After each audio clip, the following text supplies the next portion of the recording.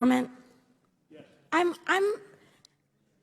would like to do my job, and I try not to get out of my job at every opportunity.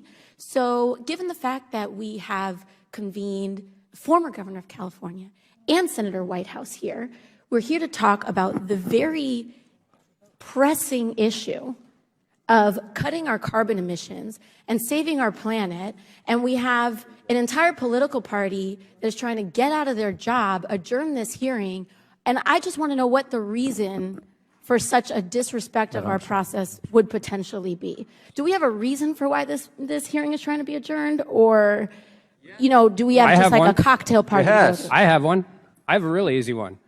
The oil industry is the second largest industry in my state. My constituents expect me to be here. We are running an impeachment hearing down in the basement of the Capitol right now. Is this about the oil industry or no, it's about the economy of the state of North Dakota and my constituents. And North Dakota. This isn't I want to participate in this hearing, but I feel the need to be in the SCIF because we're only one of 3 committees that's allowed to be in the room. I can do a lot of things. I can't be 2 places at once. I'm completely comfortable having this hearing. I just prefer to have it at a time when I could participate in it. This was a conversation that was brought up, and this could not have been brought up before we convened the senator and the governor. We're doing this when they're here. We've expressed this last week about having 2 things going on at the same time. It's not like we haven't talked about this, but you guys continue to do hearings at the same time there are depositions going on. As the gentleman from North Dakota said, we can't be 2 places at once. You talk about wanting to do your job. Yeah. There's no way to do that when you have to be 2 places at once. And just to be clear, there was exactly 1 Democrat in the room when this started.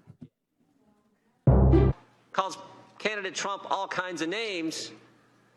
Nobody goes and talks to him and tells him to knock it off. Did you have any conversations, Ambassador, with Victoria Nuland or Secretary of State Perry about what was going on in 2016 and this majority of Ukrainian politicians being for candidate Clinton and not and opposed to President Trump? No, I did not. No one did anything. No one did anything. You see why maybe the president was a little concerned about what went on in Ukraine, and you couple that with the corruption level that we know exists in Ukraine, you add to that this idea that he's not a big fan of foreign aid, why he might be a little concerned about sending the hard-earned tax dollars of the American people to Ukraine? I'm sorry, is there a question there? There was. Okay, could you repeat it, please?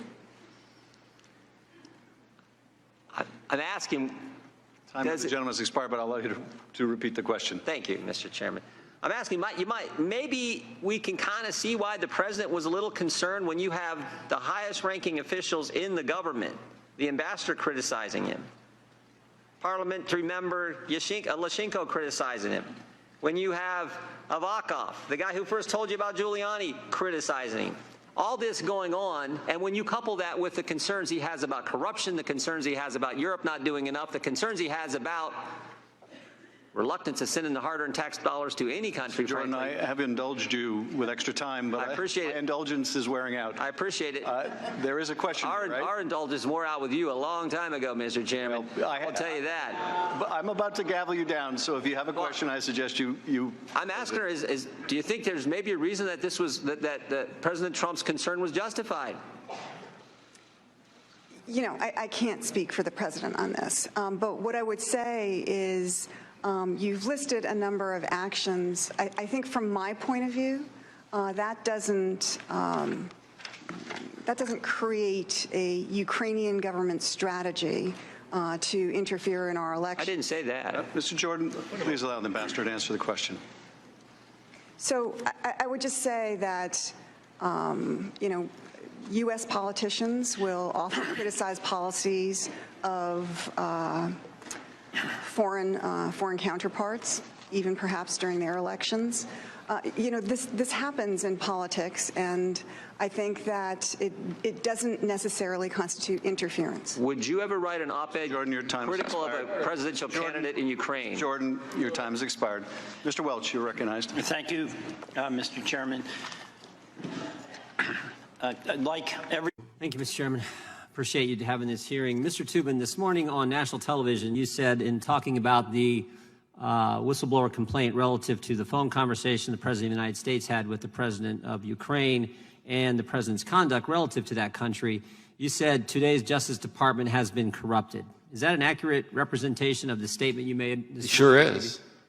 And you were making that relative to the complaint that was filed and that you guys were talking about in it was a group discussion on the show this morning. Is that right? Yep, Okay. Have you read the Department of Justice statement relative to this matter? I have. Can I just read it I might just read it here so we all have it. The President has not spoken with the Attorney General about having Ukraine investigate anything relating to former Vice President Biden or his son. The President has not asked the Attorney General to contact Ukraine on this or any other matter. The Attorney General has not communicated with Ukraine on this or any other subject, nor has the Attorney General discussed this matter or anything relating to Ukraine with Mr. Giuliani. You're familiar with that? I am. And you stand by your statement that I the sure Justice do. Department is corrupted, and it's based on what the whistleblower said in the complaint. No, it is not based entirely I on just asked that. you what you were talking about, the whistleblower, and you said it was based on the whistle. You said the Justice Department is corrupted based on what you saw in the complaint. It was based on the whistleblower's complaint. It was based on the partial. It was based on the whistleblower's complaint? In part, and if you let me finish my answer, it is also based on the further.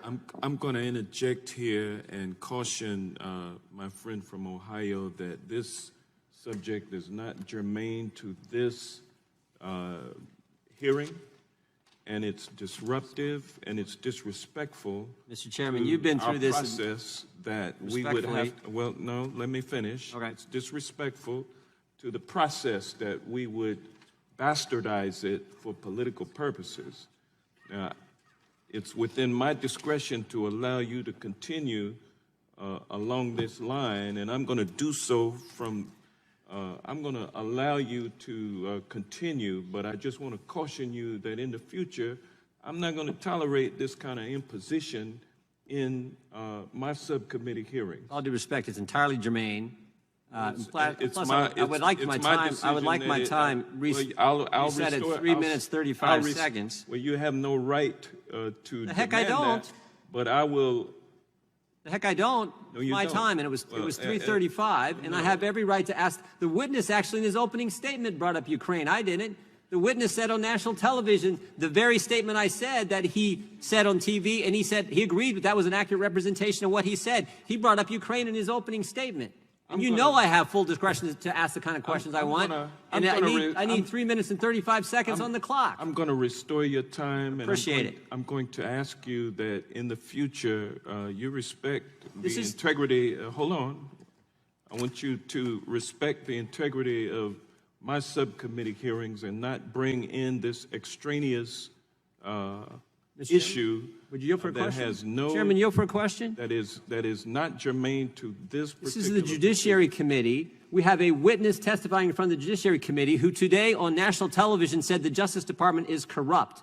If that's not relevant, tell me what is for this committee. No, this hearing is about secrecy in. That doesn't change the fact that the witness judicial- brought up Ukraine in his opening statement this morning on national television said the Justice Department is corrupt. Mr. Jordan, if we're going to have a discourse, I'm going to need for you to listen to me just as I'm listening to you.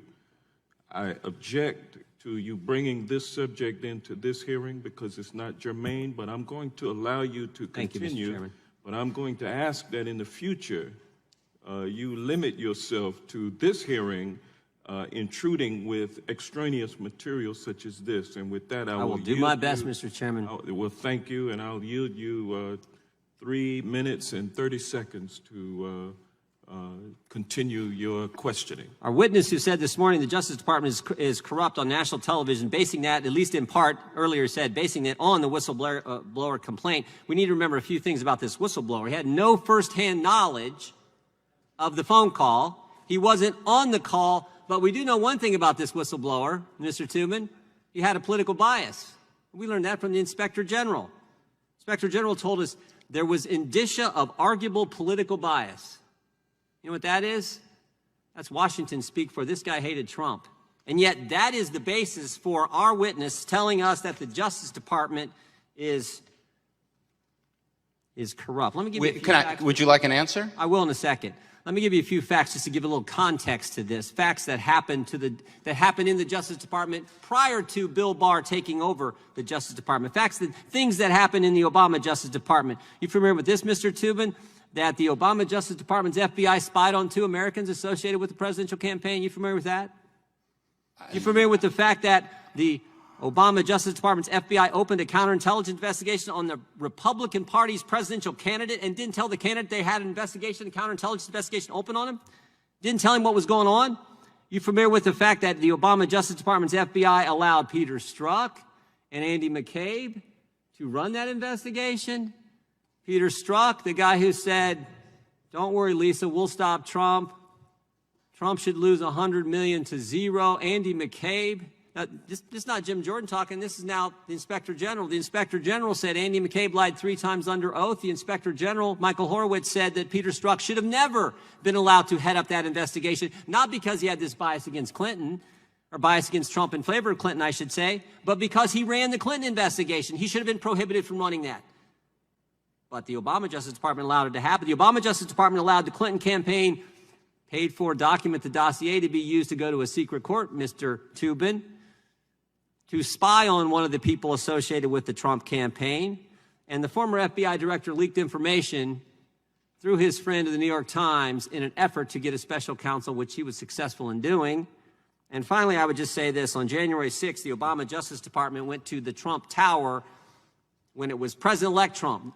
January 6, 2017, they told the president-elect he was not under investigation, all the while trying to set him up as part of their Trump-Russia investigation. And again, not my words. That was in the report released just 3.5 weeks ago by the Inspector General, Michael Horowitz. And yet today, based on a whistleblower that had no firsthand knowledge, wasn't on the phone call, has a political bias against the president, you're saying this Justice Department is somehow corrupt. Well, I mean, if you want to just talk about the whistleblower, one of the extraordinary things about the whistleblower was that in the whistleblower's report, there is a summary of the phone call between the President of the United States and the President of Ukraine. And of course, as you point out, the whistleblower did not have access to the partial transcript that we've now seen. But notwithstanding the absence of firsthand access to that transcript, the whistleblower summary of that phone call was extremely accurate, which suggests a great deal of credibility on the part of the whistleblower, wouldn't you say? How do you know it's extremely accurate? Mr. Chairman, are you kidding me? The gentleman, yes, it has expired. The gentleman's time has expired, and let me say that you got a second round? It won't be a second round on this line. Heck, it won't. No, it won't. And I want the gentleman to know that the next time he comes in, one more question for Mr. Tubin. I want the gentleman to know that the next time he comes into my subcommittee and disrupts it in this way. How is this disruptive? Because you're off topic. And so if this should happen again, I'm going to be prepared through our rules to hold you accountable. And with that, Mr. Chairman, the rules allow me to ask the questions I want to ask. The only thing disruptive here is your behavior in limiting and interrupting my question. It was my 5 minutes. You interrupted. I got one more question that I would appreciate being able to ask the witness. With that, the gentleman is no longer recognized.